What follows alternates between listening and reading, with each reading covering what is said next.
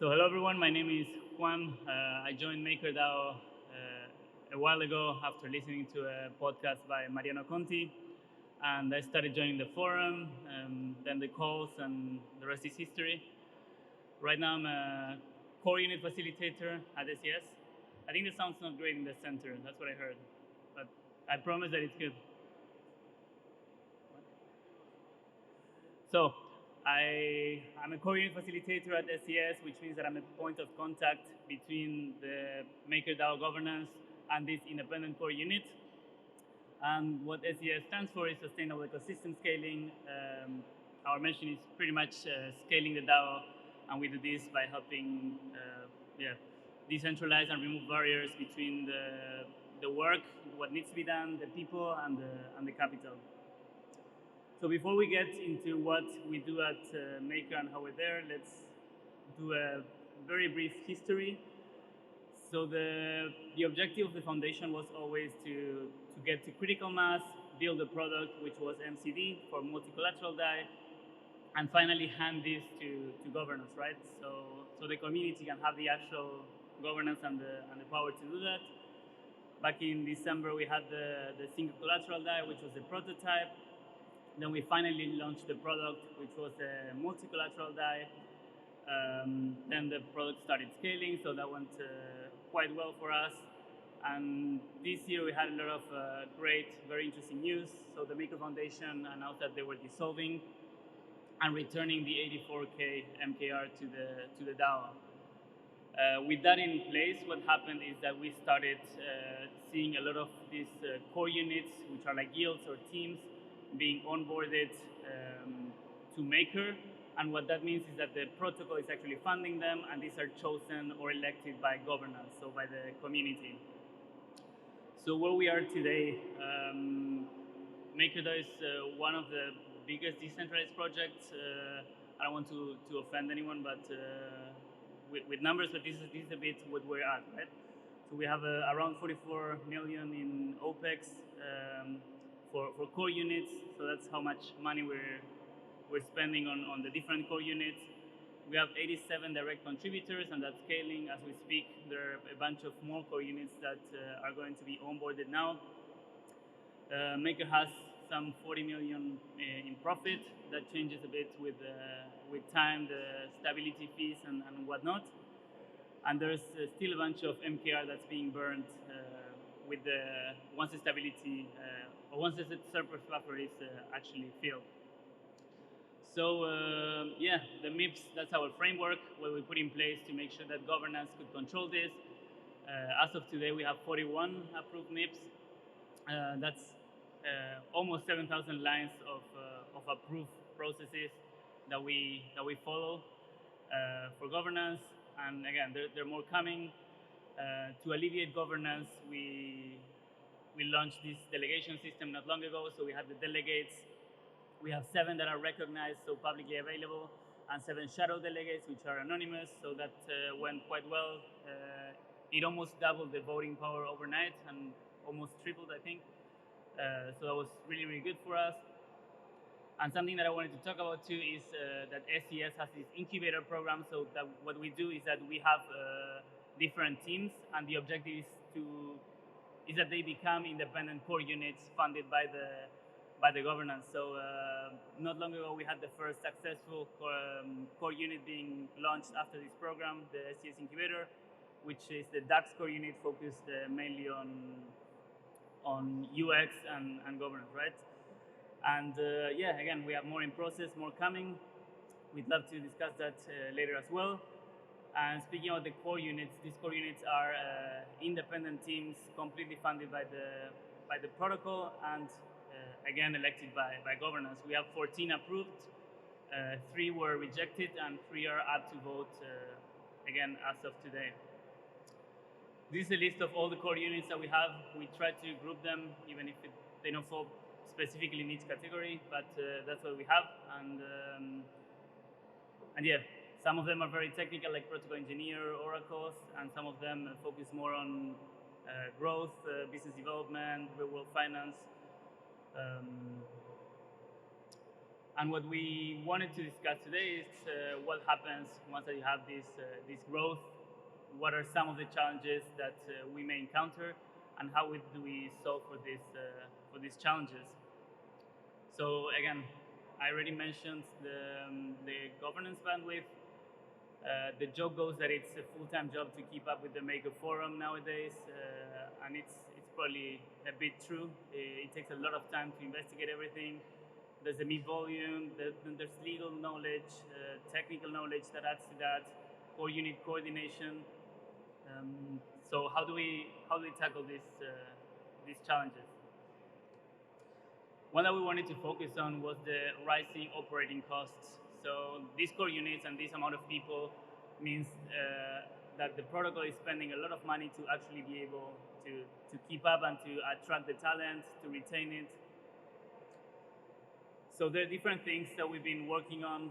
Again, we're researching and we are building tools. We're doing different things. One of the things that we're focusing on is the core unit reporting. So this reporting needs to improve a lot. Right now we have different ways of doing it. Each core unit has a different way, but it needs to be a homogeneous process that's ideally machine readable, so anyone can pull them and have these different, I don't know, probably layers or UIs to work around that. And finally, it needs to be automated. So we're speaking with different projects, different external projects to MakerDAO to see if we can use some software or different types of software to get there. I mentioned already the governance overhead. So the delegates is a step in the right direction, but it's definitely not enough. And we are thinking about different core units that could monitor, evaluate, and learn, and almost works as not employees from the delegates, but be able to help them and assist them in doing different types of research. The other one that's a bit more applicable to the DAOs more than any other company is the competition, right? So when you bring in more competition and more core units, you improve the quality, but also you get redundancy. So if one of these core units fail, you have the other one that's almost ready to take over. And again, we can spend hours speaking out regulation and how to do that, but that's probably a topic for later. And probably the greatest solution is to increase revenues. So in the case of Maker, we do that by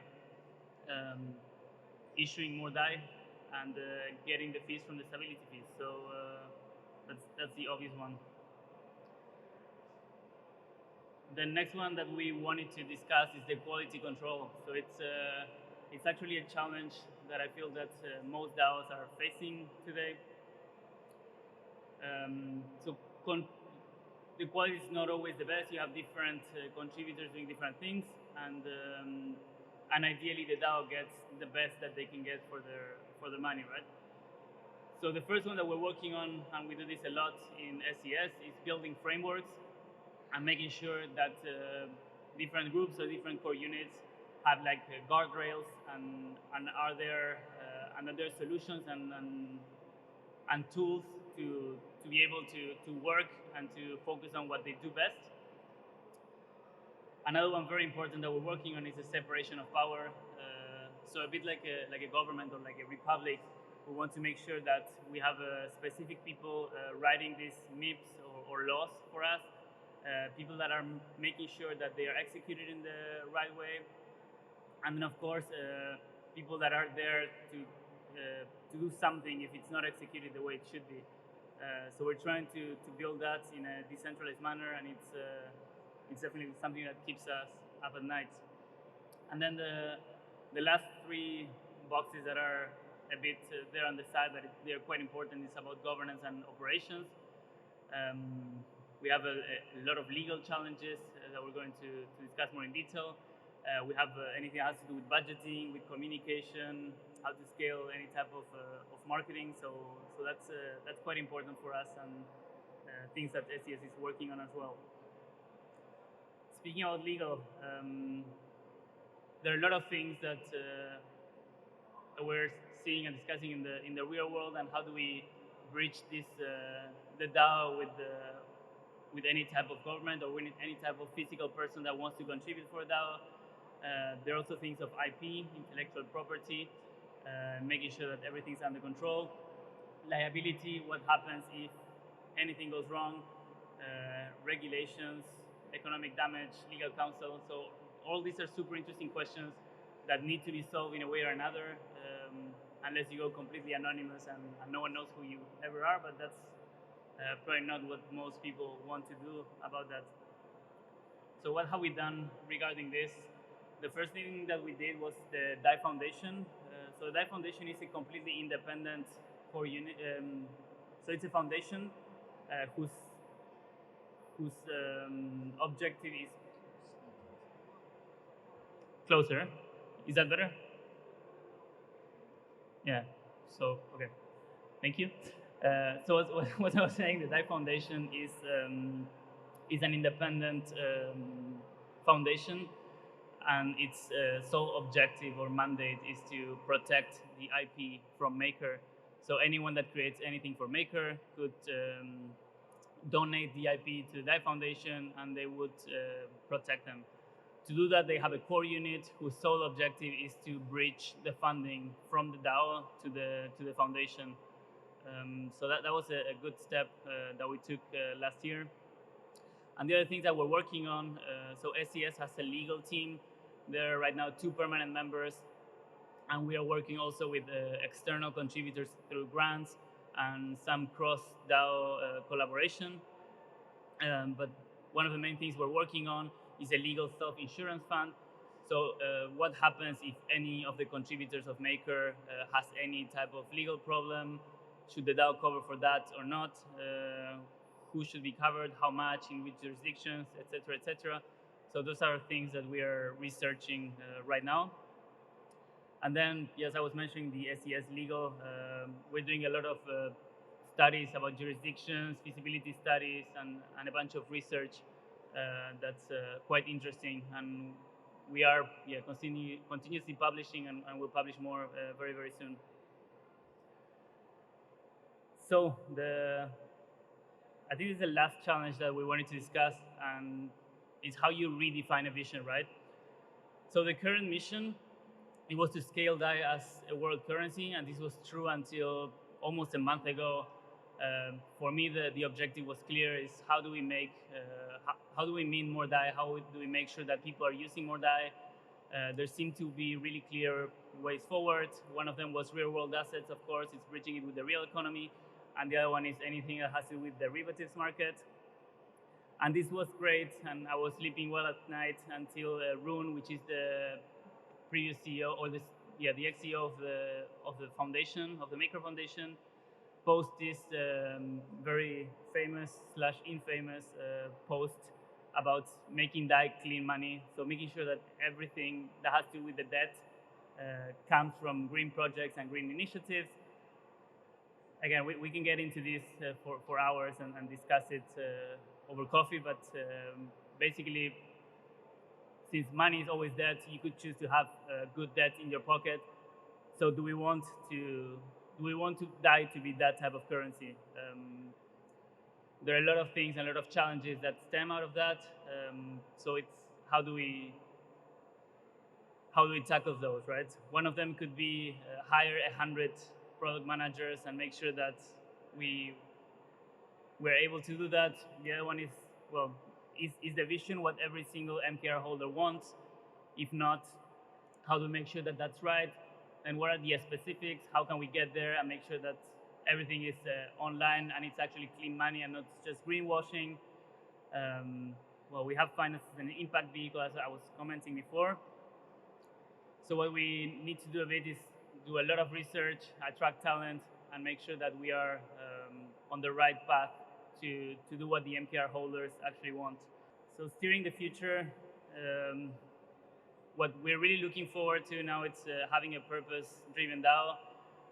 We want the DAI to be one of the major currencies out there, but having a purpose and making sure that there's something behind that and that we're doing some good to the world, that's very important to us as well. Again, how do we do that? There's a bunch of things that we're working on, between research, grants, the incubation program, and everything that we try to do, every single conversation that we try to have, and that's pretty much it. That's what we're trying to do. That's what SES is trying to do. If you want to have a chat later, or if you want to join virtually for MakerDAO, the forum.makerdao.com, that's the URL. That's the MIPS if you want to check them out, and our voting platform. And if you want to see specifically what we're doing at SES, join us at ses.makerdao.network or our Discord. And that's it. Thank you very much.